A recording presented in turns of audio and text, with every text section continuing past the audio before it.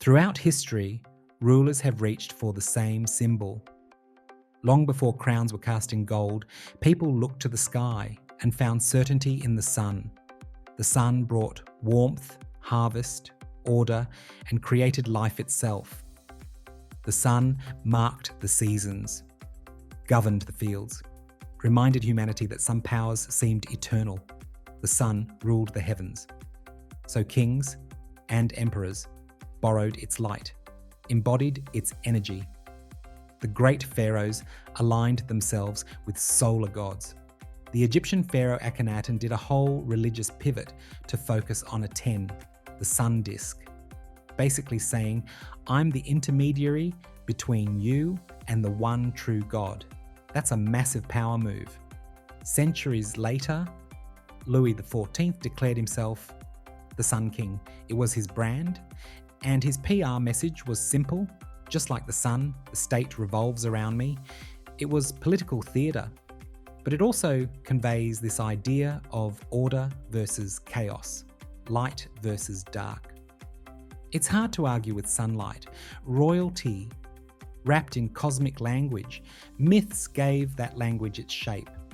The ancient Greeks imagined balance in the heavens through the relationship of Apollo and Artemis, the power of the sun, father of creation, and the moon, mother of reflection.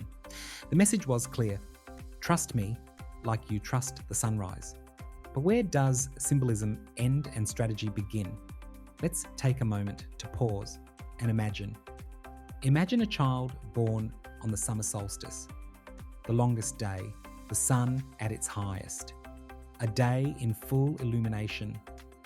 Would people consider this birth a coincidence or destiny? And if on that same day the sun vanished behind the moon, would that eclipse be feared or refashioned into a miracle? Would it matter if it really happened or only how it was told? Sounds quite magical, really. Quite difficult to imagine such an auspicious event taking place. Sounds like a great work of prophecy, as ever.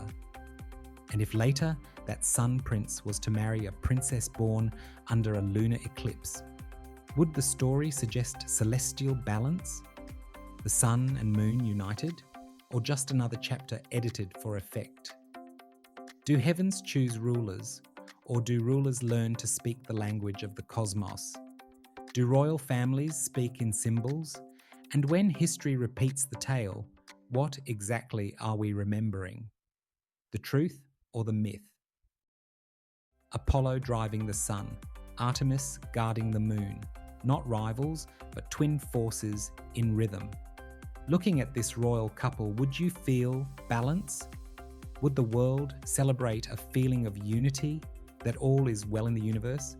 So if our hypothetical sun prince later wed a moon-marked princess, people may not recognise the new Apollo and Artemis. Day and night joined. They would just believe a PR narrative of destiny, a miracle, a sign of cosmic favour. Would the true miracle be the event, the birth of this sun prince, or the power of the story? Suppose every banner, every ceremony, every song pointed back to that day. What would history remember about this child?